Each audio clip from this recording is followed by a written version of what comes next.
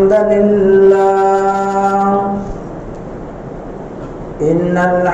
لله نحمده ونستعينه ونستغفره ونعوذ بالله من شرور أنفسنا ومن سيئات أعمالنا من يهده الله فلا مضل له ومن يضلله فلا هادي له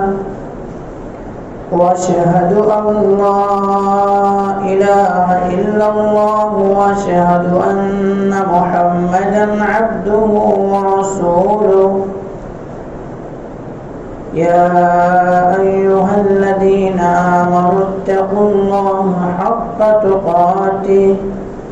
ولا تموتن إلا وأنتم مسلمون يا أيها الناس اتقوا ربكم الذي خلقكم من نفس واحدة وخلق منها زوجها وبث منهما رجالا كثيرا ونساء واتقوا الله الذي تساءلون به والأرحام إن الله كان عليكم رقيبا يا أيها الذين آمنوا اتقوا الله وقولوا قولا سديدا يصلح لكم أعمالكم ويغفر لكم ذنوبكم ومن يطع الله ورسوله فقد فاز فوزا عظيما أما بعد فإن خير الحديث كتاب الله وخير الهدي هدي محمد صلى الله عليه وسلم وشر الأمور محدثاتها وكل محدثة بدعة وكل بدعة ضلالة وكل ضلالة في النار فقد قال الله تبارك وتعالى في كلامه المجيد والفرقان الحميد أعوذ بالله من الشيطان الرجيم بسم الله الرحمن الرحيم كل نفس ذائقة الموت وإنما توفون أجوركم يوم القيامة فمن زحزح عن النار وأدخل الجنة فقد فاز وما الحياة الدنيا إلا متاع الغرور وقال النبي صلى الله عليه وسلم وكفى بالموت واعظا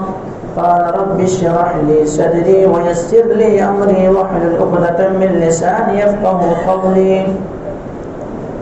رب زدني علما رب زدني علما اللهم رب زدني علما سبحانك لا علم لنا إلا ما علمتنا إنك أنت العليم الحكيم لا يكلف الله نفسا إلا وسعها لها ما كسبت وعليها ما اكتسبت ربنا لا تؤاخذنا إن نسينا أو أخطأنا ربنا ولا تحمل علينا إسرا كما حملته على الذين من قبلنا ربنا ولا تحملنا ما لا طاقة لنا به واعف عنا واغفر لنا وارحمنا أنت مولانا فانصرنا على القوم الكافرين محترم حاضرین جمعہ، دینی اور ملی بھائیوں، عزیز بچوں، پردہ نشین خواتین اسلام، میری معزز اسلامی ماں اور بہنیں، تمام تعریف حمد و ثنا کبریائی و بڑائی اس وحدہ لا شریک خالق کائنات مالک ارض و سما کے لیے ہے جس نے ہم بنی نوع انسانوں کو اس روئے زمین کے اندر مبعوث کیا، اس روئے زمین کے اندر پیدا کیا، اور پیدا کرنے کے بعد اللہ سبحانہ و تعالی ہمیں اور آپ کو یوں ہی بلا چوچو چرا بھٹکتا ہوا راہ پر نہیں چھوڑا، بلکہ ہماری رہبری کے لیے، ہمارا رشد و ہدایت کی خاطر 1,24,000 انبیاء کرام کو اس روئے زمین کے اندر مبعوث کیا، اس روئے زمین کے اندر بھیجا۔ تمام کے تمام نبیوں کے اوپر درود ہو اور تمام کے تمام رسولوں کے اوپر بھی، خصوصاً بالخصوص میرے اور آپ کا آقا جناب محمد کریم صلی اللہ علیہ وسلم پر اللہم صلی علی محمد وعلی آل محمد کما صلیت علی ابراہیم وعلی آل ابراہیم انک حمید مجید، اللہم بارک علی محمد وعلی آل محمد کما بارکت علی ابراہیم وعلی آل ابراہیم انک حمید مجید۔ محترم سامعین کرام، میں نے آپ کے سامنے خطبہ مسنونہ کے بعد قرآن مقدس سے ایک آیت تلاوت کی ہے۔ آیت سورہ آل عمران سے ہے اور آیت 180 پر 5 ہے۔ اس مناسبت سے آج میں آپ حضرات کے سامنے بیان کروں گا، وعظ و نصیحت کے لیے، تقریر کے لیے، لوگوں کو جھنجھوڑ دینے کے لیے، لوگوں کو دنیا کے زندگی سے رخ موڑ کر کے آخرت کی طرف رخ کر دینے کے لیے، آخرت کی تیاری کے لیے موت ہی کافی ہے۔ یہ ساری اموات جو ہو رہے ہیں، جو موتیں ہو رہے ہیں، کثرت موت ہو رہی ہے۔ آئے دن انسان ابھی اگر سلامت ہے تو پتہ نہیں پھر شام تک خبر آتی ہے کہ وہ انسان کیا ہے دنیا سے چلا گیا۔ اور یہ دور حاضر ایک ایسا دور ہے، اس دور میں کتا اور بلی کم مر رہے ہیں، لیکن کیا ہے انسان زیادہ مر رہا ہے، مسلمان زیادہ مر رہا ہے۔ حادثات ہو رہے ہیں، دیگر چیزیں ہو رہی ہیں، اور انسان اموات کے گھاٹ اتر جا رہے ہیں، موت ان کی زندگی میں لاحق ہو جا رہی ہے۔ یعنی کثرت موت ہی ہمیں اور آپ کو جھنجھوڑ دینے کے لیے، ہمیں اور آپ کو آخرت کی تیاری کے لیے، آخرت کی طرف رخ موڑ دینے کے لیے یہی اموات ہی کافی ہے۔ اور اللہ کے نبی جناب محمد کریم صلی اللہ علیہ وسلم نے بھی یہی ارشاد فرمایا۔ صحیح ترغیب و ترہیب کے اندر ایک روایت موجود ہے حضرت ابو ہریرہ رضی اللہ تعالیٰ عنہ سے، وہ کہتے ہیں کہ اللہ کے نبی جناب محمد کریم صلی اللہ علیہ وسلم نے ارشاد فرمایا، وَكَفَى بِالْمَوْعِظِ وَاعِظًا، لوگوں کو نصیحت حاصل کرنے کے لیے، واعظ حاصل کرنے کے لیے، لوگوں کو سدھرنے کے لیے، لوگوں کو آخرت کی تیاری کے لیے یہ موت جو ہے موت ہی کافی ہے۔ یہ موت میرے بھائیوں، اسی لیے اللہ کے نبی جناب محمد کریم صلی اللہ علیہ وسلم نے کہا کہ ھذہ الذکر، ایسا کرو کہ موت کو زیادہ یاد کرو، کثرتوں سے موت کو یاد کیا کرو۔ یہ لذتوں کو ختم کر دیتی ہے، لذتوں کو توڑ دیتے ہی، لذتوں کو کیا کرتے، لذت جو خواہشات ہیں، جو تمنائیں ہیں، جو آرزویں ہیں، یہ تمام ساری چیزوں کو کیا کرتی ہے، کچل دیتی ہے۔ اس لیے اکثر الذکر ہذہ اللذات، کہ یہ ایسا کرو کہ موت کو یاد کرو، موت کو یاد کرو، اور موت کی بے بسی کو یاد کرو۔ موت کی کیسی بے بسی ہوتی ہے، موت کی کیا کیفیت ہوتی ہے، جب انسان مرتا ہے تو کیا ان کی کیا کیفیت ہوتی ہے، اس چیز کے اوپر غور و فکر کرو۔ میرے بھائیوں، مرنا تو ہر کسی کو ہے، یہ دنیا تو چھوڑنا ہر کسی کو ہے، یہ دنیا ہر کسی کو چھوڑ کر کے جانا ہے۔ یا تو انسان اچھے اعمال کر کے اپنے رب کو راضی کر لیتا ہے، رب کو خوش کر لیتا ہے، رب کی رضامندی والے کام کر لیتا ہے، تو پھر وہ انسان اللہ رب العالمین کی نظر میں وہ محبوب بن جاتا ہے، پسندیدہ بن جاتا ہے، اور اس انسان کے لیے قبر ہی کو جنت کا باغ بنا دیا جاتا ہے۔ لیکن اگر انسان اللہ رب العالمین کی نافرمانی کر کے، اللہ تبارک و تعالیٰ کی معصیت کر کے، اللہ رب العالمین کو ناراض کر کے اگر گناہ والے کام کرتا ہے، تو یہی وہ انسان کے لیے کیا ہے، وہی انسان وہ قبر ہی جہنم کا گڈھا بنا دیا جاتا ہے، جہنم کا گڈھا بنا دیا جاتا ہے۔ اور انسان یہ بارہا تقریر سنتا ہے، بارہا واعظ و نصیحت سنتا ہے، بارہا ان کے سامنے قرآن آیت پڑھی جاتی ہے، یہ انسان کو نہیں جھنجھوڑتا۔ انسان کیا ہے، انسان کی ضمیر زندہ نہیں ہوتا ہے، انسان جو جنگ لگ چکا ہے دل کے اندر، وہ جنگ دور نہیں ہوتا ہے۔ لیکن یہی انسان جب مرنے کی باری آئے گی، مرنے کا وقت قریب آئے گا، تو وہ انسان جب فرشتے کو دیکھے گا، تو فرشتے کو دیکھنے کے بعد وہ انسان یہ آرزو کرے گا، یہ تمنا کرے گا، کیا کہے گا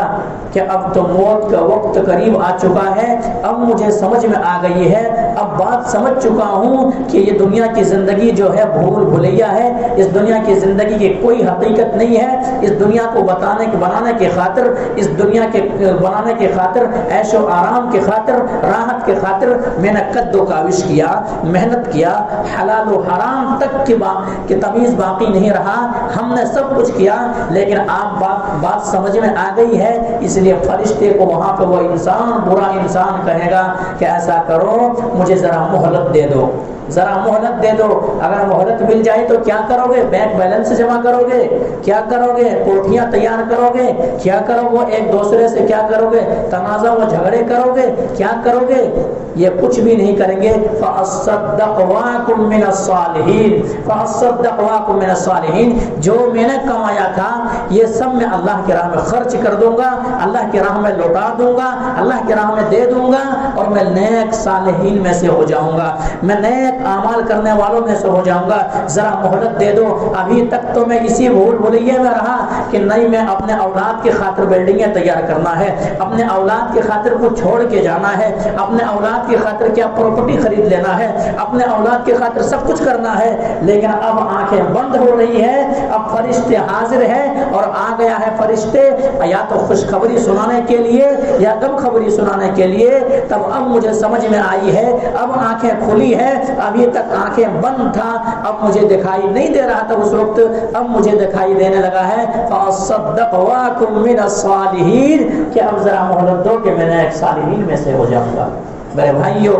لیکن اس وقت انسان اگر سنبھلے بھی تو کیا سنبھلے، اس وقت انسان نصیحت حاصل کیے بھی تو کیا حاصل کیے، کیونکہ کسی انسان کے الی اجل قریب، جب انسان کی موت کا وقت آ جاتا ہے تو نہ تو ایک سیکنڈ آگے بڑھتا ہے نہ ایک سیکنڈ پیچھے بڑھتا ہے۔ تو اس لیے میرے بھائیوں، ہمیں اور آپ کو جو کثرت اموات ہو رہی ہے، کثرت موت ہو رہی ہے، انہی چیزوں کو ہمیں اور آپ کو اور فکر کرنا چاہیے کہ کیا ان کا مقام تھا، کیا ان کا مرتبہ تھا، کیسے لوگ اسے کیا کیا القاب سے پکارتے تھے، کتنے تعریفیں کیا کرتے تھے، کیسے کیسے القاب سے پکارے جاتے تھے۔ لیکن آج اگر وہ انسان مرا ہے، تمام چیزیں چھن گئی ہے، تمام چیزیں چھن گئی ہے، یہ دنیا کے دولت پڑے کے پڑے رہ گئے ہیں، یہ تمام ساری چیزیں پڑی کی پڑی رہ گئی ہے، کچھ کام آنے والا نہیں ہے۔ موت اگر آ گیا ہے، انسان کو اتنا مجبور کر دیتا ہے، انسان کو اتنا بے بس کر دیتا ہے، انسان اتنا مجبور ہو جاتا ہے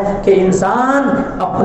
خود اپنے قدم سے چل کے قبرستان تک نہیں جا سکتا ہے، خود انسان اپنے آپ کو غسل نہیں دلا سکتا ہے، جب تک کہ یہاں تک کہ انسان کو اتنا مجبور کر دیا جاتا ہے کہ اگر ان کے جسم کے اندر کوئی چیز بنیان وغیرہ پہنا ہوا ہے، کوئی چیز پہنا ہوا ہے، یہاں تک کہ ایک چٹی وغیرہ بھی پہنا ہوا ہے، اس چیز کو بھی ان کو ساتھ لے کر کے جانے نہیں دیا جاتا ہے، اس چیز کو کینچی سے کاٹ کر کے یا دیگر چیز سے کاٹ کر کے انہیں بھی نکال لیا جاتا ہے۔ اس لیے میرے بھائیوں، ہمیں اور آپ کو جب کسی کا موت ہو،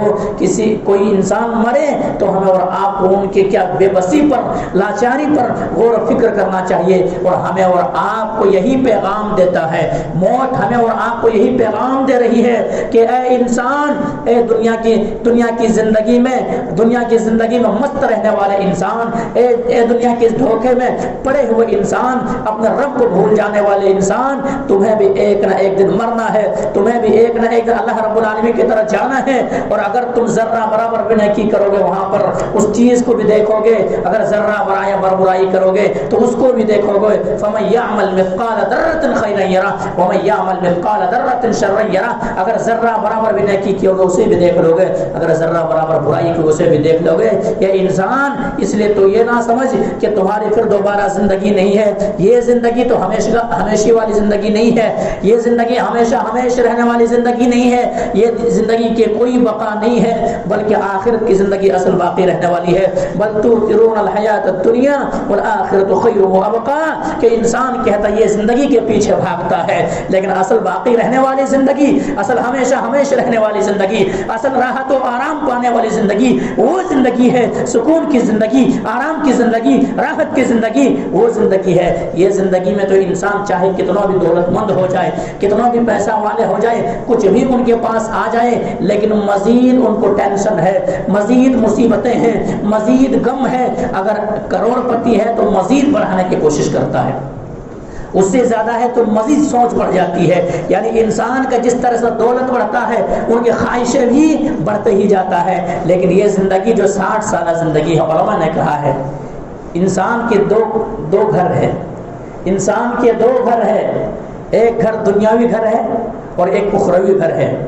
دنیاوی گھر کیا ہے؟ دنیاوی گھر 60 سال یا 70 سال. اللہ کے نبی جناب محمد کریم صلی اللہ علیہ وسلم نے اپنے امت کو آگاہ کر دیا ہے. اللہ کے نبی جناب محمد کریم صلی اللہ علیہ وسلم فرمایا اعمار امتی بین 60 او 70، کہ میری امت کی جو عمریں ہیں وہ 60 اور 70 کے درمیان ہے. 60 سال ہے یا 70 سال ہے، یہی درمیان ہی میں انسان اس دنیا سے پہنچ کر جائیں گے. اس کے بعد اللہ کے نبی جناب محمد کریم صلی اللہ علیہ وسلم نے فرمایا اقلهم یجوز ذلک، جو اس سے زیادہ جو کروس کریں گے، اس سے زیادہ جو جئیں گے وہ بہت ہی کم لوگ ہیں، بہت ہی کم لوگ ہیں. اس لیے اگر کسی کی زندگی آج کے دور میں اگر 80 سال 90 سال 100 سال کروس کر گیا ہے تو پورا میڈیا پہنچ جاتا ہے ان کے پاس. میڈیا والے پہنچ جاتا، پہنچنا نہیں پہنچتا ہے، سب پہنچ جاتے ہیں. اور پہنچ جانے کے بعد پھر ان کے عمر کے حساب لگایا جاتا ہے کہ دادا آپ کتنا دن جی لیے، بھیا آپ کتنا دن جیے. ہوتا نہیں ہوتا ہے. اگر اس سے زیادہ کروس کرے تو میرے بھائیوں ہمارے اور آپ کی یہ دنیاوی زندگی کے لیے 60 سال یا 70 سال زندگی ہے، اسی کے درمیان اگر اس سے زیادہ کوئی جئیں گے تو اللہ کے نبی جناب محمد کریم صلی اللہ علیہ وسلم اقلهم ان یجوز ذلک، بہت ہی کم اس سے کم جیتے ہیں، اس سے زیادہ جیتے ہیں. ورنہ یہی درمیانی عمر ہے میری امت کے. یہ اللہ کے نبی جناب محمد کریم صلی اللہ علیہ وسلم کیوں بتایا؟ یہ اس لیے بتائیں کہ دیگر امتیں جو تھی ان کی عمریں زیادہ دی گئی تھی، لیکن امت محمدیہ کی یہ خصوصیت ہے، امت محمدیہ کی عمر کم دی گئی ہے. اس میں بھی ہمارا آپ کے لیے اعجاز ہے، خوشی کی بات ہے. کیوں؟ ہم اور آپ زیادہ دن کم دن یہاں جئیں گے، اچھے اعمال کر لیں گے، بہتر اعمال کر لیں گے، صالح اعمال کر لیں گے، رب کو راضی کرنے والے، رب کو خوش کرنے والے، رب کی خوشنودی کرنے والے کام کر لیں گے اور وہاں جائیں گے. وہ ابدی زندگی ہمارے آپ کے لیے ہوگی. اسی لیے میرے بھائیوں ہم اور آپ اس دنیا کی چکر میں پڑ کر کے اپنے آخرت کو نہ گوائیں، اپنے قبر کی جو مراحل آنے والے ہیں اس چیز کو نہ بھول جائیں. وہ قبر کی زندگی بڑی خطرناک زندگی ہے. اسی لیے کہا ہے کہ اس انسان کے 2 گھر ہے، ایک دنیاوی گھر اور ایک اخروی گھر. ایک اخروی گھر. دنیاوی گھر کتنا؟ بس ایک محدود وقت ہے،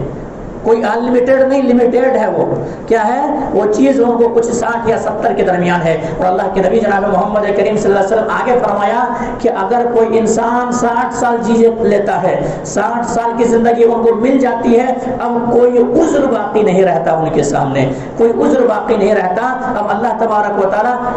وہ انسان اللہ کے سامنے کوئی عذر بیان نہیں کر سکتا، کیونکہ اللہ تبارک و تعالیٰ اسے کہے گا میں اپنے نبی کے ذریعے سے تم تک یہ پیغام پہنچوا دیا تھا، تم تک یہ پیغام بتا دیا تھا. نبی کریم صلی اللہ علیہ وسلم بتا کر کے تمہیں آئے تھے کہ ان کی عمریں جو 60 اور 70 کے درمیان ہے، لیکن ان کے باوجود بھی تمہارے آنکھیں نہیں کھلی، ان کے باوجود بھی تم نے اچھے اعمال نہیں کیے، بہتر اعمال نہیں کیے، رب کی خوشنودی اور رب کی رضا والے کام نہیں کیے. تو یہ تمہارے لیے شر ہے، یہ تمہارے لیے خسارہ ہے. تم نے اپنے زندگی کو برباد کر لیا ہے، اپنے اخروی زندگی کو برباد کر لیا ہے. اب کوئی عذر نہیں ہے، کوئی عذر نہیں ہے. تو میرے بھائیوں یہ ہے انسان کی زندگی کہ انسان کے 2 یہ دنیا کی زندگی، اس کو یہ 60 سالہ زندگی بنانے کے لیے ہم اور آپ کتنا محنت کرتے ہیں، کتنا قد و کاوش کرتے ہیں. اگر ہمارے پاس اگر کیا ہے اچھے کیا ہے رہنے کے لیے گھر تیار کرتے ہیں، اس میں اگر ہمارے اور آپ کو اگر پنکھے سے بس نہ ہو تو اس میں کولر کا استعمال کرتے ہیں، اس سے بھی بس نہ ہو تو آگے چل کر ایسیوں کا استعمال کرتے ہیں، طرح کی لائٹنگ سجاتے ہیں، طرح کی چیزیں لگاتے ہیں. لیکن میرے بھائیوں کبھی ہم نے اور آپ نے غور کیا، کبھی ہم نے اور آپ نے سوچا کہ ایک ہمیشہ رہنے والے گھر ہے، اس گھر میں پتہ نہیں ہم کتنا دن تک رہیں گے، کیا مدتیں ہوگی، کوئی مدت کا پتہ نہیں ہے. اس گھر کے لائٹنگ کے لیے، اس گھر میں ایسی لگانے کے لیے، اس گھر میں جنت کی کھڑکی کھلوانے کے لیے کیا ہم نے اور آپ نے کوئی تیاری کی ہے؟ کیا ہم نے اور آپ نے کوئی تیاری کی ہے؟ ذرا سوچے میرے بھائی، ذرا غور کرے میرے بھائی، ذرا تدبر کرے میرے بھائی. اس لیے ہمارے اسلاف سوچا کرتے تھے اور ہمارے اسلاف کے زندگیوں میں اس طرح سے باتیں بھی پائی جاتی تھی، اس طرح سے ان کے اندر یہ اوصاف پائی جاتی تھے، اتنا مخلص تھے کہ اس طرح سے وہ کام کیا کرتے تھے. اسی لیے کبھی ایک مرتبہ ابن عثیمین رحمۃ اللہ علیہ کے پاس، ابن عثیمین رحمۃ اللہ علیہ مائی ناز بہت عظیم شخصیت ہے، ان کی شخصیت کا کیا کہنا، کئی کتابیں لکھے انہوں نے، اور انہی کی کتابوں کو پڑھ کر کے لوگ آ کر کے عوام کے سامنے کچھ بتاتے ہیں۔ ابن عثیمین رحمۃ اللہ علیہ کی سادگی اور ابن عثیمین رحمۃ اللہ علیہ کی زندگی، جب ان کے ایک بار ملنے کے لیے آئے، ان سے وزراء ملنے کے لیے، بادشاہ ملنے کے لیے آئے، پیسے والے ملنے کے لیے آئے، تو ابن عثیمین کو اس حالت میں دیکھے کہ ابن عثیمین رحمۃ اللہ علیہ اسی طرح سے عام کپڑا پہنے ہوئے ہیں اور اپنے جو ہے ان کے جو شاگرد ہیں ان کو تعلیم دے رہے ہیں، حدیث پہنچا رہے ہیں، نبی کریم صلی اللہ علیہ وسلم کی حدیث کی حفاظت کر رہے ہیں اور اپنے شاگردوں کے دلوں میں اتار رہے ہیں۔ بادشاہ آئے ہیں ملنے کے لیے، ابن عثیمین رحمۃ اللہ علیہ سے ملنے کے بعد کہتے ہیں کہ شیخ محترم، ہم آپ سے ایک عاجزانہ گزارش کرتے ہیں، التماس ہے آپ سے میں یہ بات کہتا ہوں، دیکھیے میں یہ چاہتا ہوں کہ آپ اتنے بڑی شخصیت ہیں، آپ نے حدیثوں کی خدمت کی ہے، نبی کریم صلی اللہ علیہ وسلم کی حدیث کو اکٹھا کرنے کے لیے آپ پوری زندگی صرف کر دیے ہیں، آپ کی زندگی اسی میں کٹی ہے، اور آپ کے گھر یہاں رہنے کے لیے کوئی اچھا مکان نہیں ہے، اچھا گھر نہیں ہے، اس لیے میں چاہتا ہوں کہ آپ کے لیے گھر تیار کرو، آپ کے لیے گھر بناؤں اور بہتر گھر بناؤں، اچھا گھر بناؤں۔ ابن عثیمین رحمۃ اللہ علیہ نے کہا کہ میرا ایک گھر ہے، میں تیار کر رہا ہوں، بنوا رہا ہوں، ابھی میرا گھر تیار ہو رہا، آلریڈی کام چل رہا ہے اس پر، ابھی تیار ہو رہی ہے ابھی وہ گھر۔ جب یہ بادشاہ وغیرہ نکل گئے وہاں سے گئے، تب پھر اس کے بعد شاگردوں نے پوچھنا شروع کیا کہ استاذ محترم، آپ تو یہ کہہ رہے تھے میں کہ گھر تیار کر رہا ہوں، لیکن ہمارے علم میں تو اس طرح سے کوئی بات ہے ہی نہیں، آپ تو ہمیشہ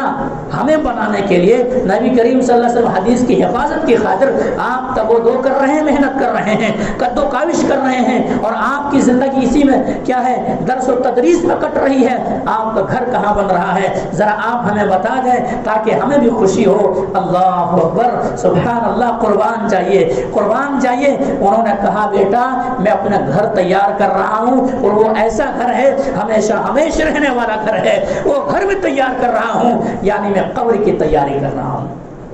قبر کی تیاری کر رہا ہوں۔ تو ایسے مخلص ہوا کرتا تھا میرے بھائیوں، اسی لیے کہا کہ دو گھر ہے انسان کے، یہ محدود زندگی ہے، لیکن وہ زندگی جو ہمیشہ والی ہے، اس زندگی کے لیے ہم نے اور آپ نے کبھی سوچا،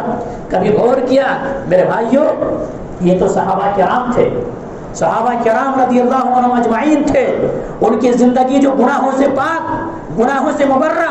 نبی کریم صلی اللہ علیہ وسلم نے دنیا ہی میں انہیں جنت میں جانے کا سرٹیفکیٹ دیا تھا، ایک مرتبہ نہیں بلکہ کئی مرتبہ، 18 مرتبہ جنت میں جانے کے سرٹیفکیٹ دیے، 18 مرتبہ۔ ان کے باوجود بھی اللہ نے رضامندی کے سرٹیفکیٹ نازل کی ہے، رضی اللہ عنہم ورضوا عنہ، کہ میں ان سے راضی ہو گیا اور میرے صحابہ مجھ سے راضی ہو گئے۔ اللہ تبارک و تعالیٰ نے سرٹیفکیٹ دی ہے رضامندی کے، لیکن ان کے باوجود بھی صحابہ کرام کی زندگیوں کو اٹھائیے، صحابہ کرام کی زندگیوں کو اٹھائیے۔ اسی لیے اللہ کے نبی جناب محمد کریم صلی اللہ علیہ وسلم نے فرمایا تھا وَكَفَىٰ بِالْمَوْتِ مَوْعِظَةً، کہ موت ہی انسان کو نصیحت کرنے کے لیے کافی ہے۔ حضرت عثمان غنی رضی اللہ تعالیٰ کو دیکھ لیجیے، وہ عثمان جن کے تعلق سے نبی کی یہ رشتہ داری، نبی کریم صلی اللہ علیہ وسلم دو بیٹی ان کے نکاح میں دیے، اور نبی کریم صلی اللہ علیہ وسلم کے زبان اثر سے یہ بات بھی نکل گئی کہ اگر میرے پاس مزید بیٹیاں ہوتے تو میں مزید عثمان کو داماد بنا لیتے جاتا اور مزید عثمان کی نکاح میں دیتے جاتا۔ یہ عثمان کی یہ خصوصیت ہے، یہ خصوصیت ہے، یہ شخصیت ہے عثمان غنی رضی اللہ عنہ کی۔ ان کی نیکی کی یہ حالت ہے، ان کو جب شہید کیا گیا ہے، ان کو جب شہید کیا گیا کیسی حالت میں شہادت ہوئی ہے، کیسی حالت میں شہادت ہوئی ہے، یعنی ان کو بھوکے پیاسے 50 دن خود انہی کے گھر میں، انہی کے گھر میں قید و بند کر دیا جاتا ہے۔ اگر ان کے خوراک کوئی چیز ہے تو قرآن پڑھنا، اور قرآن پڑھنا یہ خوراک ہے۔ جب بھوک ستاتا ہے، پیاس سے نڈھال ہو جاتے ہیں، پانی پینے کے لیے نہیں ہے، دشمنوں نے گھیراؤ کر لیا ہے، چاروں طرف سے گھر کے گھیراؤ کر لیا ہے، قرآن پڑھتا ہے، اور قرآن پڑھنے ہی کی حالت میں شہادت کی موت ہوئی ہے۔ اس آیت پر پہنچتے ہیں صبغۃ اللہ ومن احسن من اللہ صبغہ، کہ اللہ رب العالمین کے رنگ میں رنگ جاؤ، اللہ تبارک و تعالیٰ کا رنگ بہتر رنگ ہے۔ یہ آیت پڑھتے ہوئے شہادت کا جام پیے ہیں، لیکن یہ عثمان غنی رضی اللہ تعالیٰ کی کیفیت یہ ہے، حالت یہ ہے کہ عثمان غنی رضی اللہ تعالیٰ عنہ جب کسی قبرستان سے گزرتے، جب کسی قبرستان سے گزرتے تو عثمان غنی رضی اللہ تعالیٰ دھانے لے کر کے رونے لگتے. عثمان غنی رضی اللہ تعالیٰ عنہ کے آنکھوں میں اشک جاری ہو جاتے, آنسو جاری ہو جاتے اور روتے, اتنا روتے. لکھا ہے میرے بھائیوں حدیث, فبقا قبر, جب قبر کے پاس سے جاتے تو بقا کو روک نہیں سکتے تھے, آنسو کو روک نہیں سکتے تھے, رونے کو روک نہیں سکتے تھے. عثمان غنی رضی اللہ تعالیٰ عنہ سے سوال کیا گیا, پوچھا گیا کہ امیر المومنین عثمان غنی رضی اللہ تعالیٰ عنہ, آپ کے سامنے جنت کا ذکر ہوتا ہے, جنت کا ذکر ہوتا ہے, آپ نہیں روتے ہیں. آپ کے سامنے جہنم کا ذکر ہوتا ہے, آپ نہیں روتے ہیں. لیکن امیر المومنین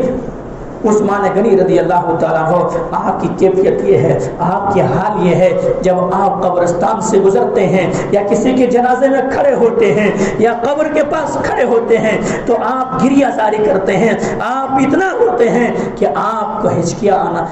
آنے لگتے ہیں, یا آپ کے جو ہے رخسار پر لکیر پڑ جایا کرتے ہیں. عثمان غنی آپ اتنا کیوں روتے ہیں؟ کیا ریزن ہے, کیا سبب ہے, کیا وجہ ہے جس کی وجہ سے آپ اتنا روتے ہیں؟ اللہ اکبر, اللہ اکبر, قربان جائے صحابہ کرام. اور انہیں جیسا ہم اور آپ اگر ایمان لائیں گے تب ہدایت یافتہ ہوں گے. میرے بھائی, ہم اور آپ یہ سوچتے ہوں گے وہ صحابہ تھے, ہم کہاں ایسا کر سکتے ہیں؟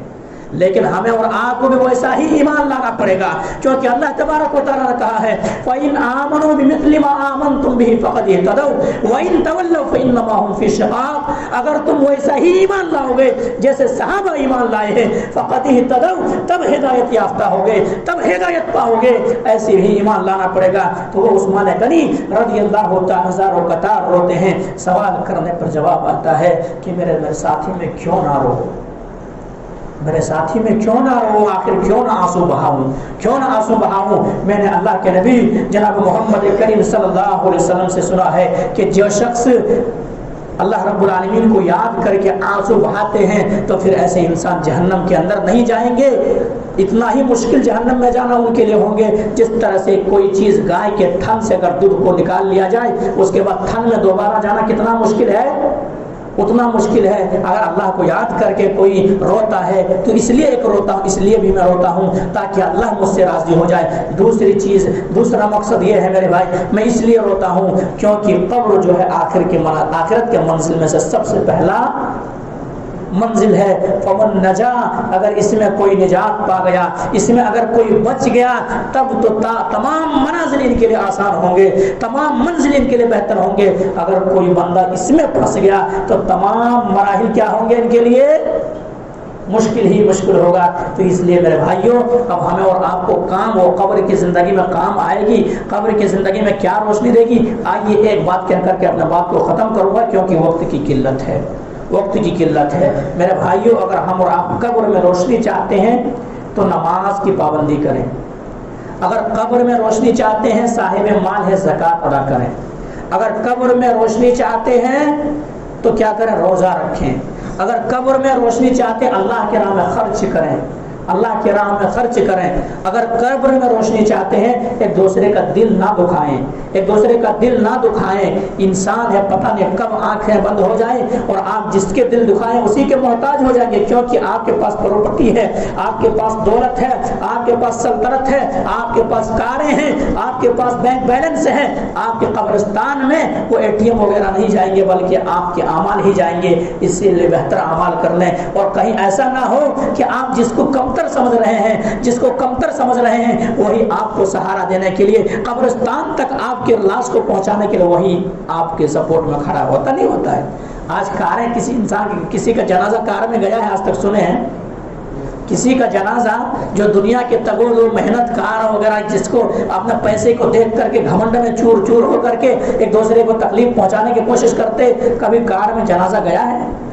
نہیں گیا ہے. محتاج پھر ہونا ہی پڑے گا. جب آئے تھے تو دوسرے نے نہلوایا تھا, آئے تھے یہ دوسرے کے محتاج جا رہے ہو, دوسرے کے محتاج جا رہے ہیں. پھر یہ سب کام کریں, نماز کی پابندی کریں. کیوں؟ نماز کی آپ اگر پابندی کریں گے میرے بھائیوں تب پھر اگر قبر کے اندر آپ کو داخل کیا جائے گا اور جب آپ کے پاس فرشتے آئیں گے عذاب دینے کے لیے, کیا کریں گے؟ سرانے کی طرح سے سر کے پاس کی جانب سے, تب وہاں پر فرشتے آ جائیں گے, نماز کھڑے ہو جائیں گے انسانی شکل میں. انسانی شکل میں نماز کھڑی ہو جائے گی اور نماز کہیں گے کہ ادھر سے جانے کی اجازت نہیں ہے، ما قبل مدخل، وہ کہیں گے ادھر سے مت آؤ اندر، ادھر سے اندر آنے کی اجازت نہیں، آپ نہیں آ سکتے ادھر سے اندر، کیونکہ انہوں نے نماز کی حفاظت کی تھی، سر بچ گیا اس کا۔ اب پھر دائیں طرف سے آنا چاہے گا تو یہ زکوٰۃ، بائیں طرف سے آنا چاہے گا تو یہ روزہ، اور پاؤں کی جانب سے آنا چاہے گا صدقہ، صلہ رحمی، نوافل، یہ تمام ساری چیزیں آ جائے گی۔ تو میرے بھائیوں، اگر ہمیں اور آپ کو وہ آخرت کے گھر کی تیاری کرنا ہے تو نماز کو ضائع نہ کریں میرے بھائی، نماز کو برباد نہ کریں میرے بھائی۔ ہماری اور آپ کی زندگی میں سب کچھ ہے لیکن نماز نہیں ہے تو سب زیرو ہم اور آپ ہیں، اس لیے نماز کسی بھی صورت میں ہم اور آپ پابندی کے ساتھ پڑھتے رہیں، مسجدوں کو آباد کرتے رہیں۔ بہرحال یہ سے بات کو ختم کرتے ہیں، اللہ سبحانہ و تعالیٰ سے دعا کرتے ہیں کہ مولا کریم جو بات کہی گئی ہے سب سے پہلے تو ہم اور آپ کو تو ان باتوں کے اوپر اچھی سمجھ کے توفیق دے دے، اس کے بعد مولا کریم ہمارے جو مسلمان بھائی ہیں مولا کریم اور اس دنیا کی زندگی اور اس دنیا کے پیچھے بھاگ رہے ہیں، ان کی زندگی میں آخرت کی تیاری کا کوئی فکر نہیں ہے، قبر کی زندگی کے فکر کا کوئی فکر نہیں ہے، آخرت کے اندر اللہ رب العالمین کے سامنے کھڑے ہونا ہے، حساب و کتاب دینا ہے، جنت یا جہنم کا فیصلہ ہونا ہے، ان چیزوں کے اوپر بس ان کے اوپر جانکاری تو ہے لیکن عمل نہیں ہے۔ تو مولا کریم ہم تمام مسلمانوں کو جانکاری کے ساتھ علم کے ساتھ عمل کرنے کی بھی توفیق دے دے۔ مولا کریم جس دنیا سے جا چکا ان کی مغفرت فرما دے، مولا کریم جو قبر کے اندر مدفون قبر کو جنت کا باغ بنا دے، مولا کریم جو بیمار ہے شفاء کاملہ عاجلہ عطا کر، مولا کریم جو کاروبار کو لے کر کے پریشانی کے مبتلا ہے انہیں تو رزق حلال نصیب فرما، ان کے رزق کے اندر برکت پیدا کر دے، جو بیمار ہیں شفاء کاملہ عاجلہ عطا کر۔ تقبل یا رب العالمین واقدامنا الحمدللہ رب العالمین، سبحان ربک رب العزۃ عما یصفون وسلام علی المرسلین والحمدللہ رب العالمین برحمتک یا ارحم الراحمین۔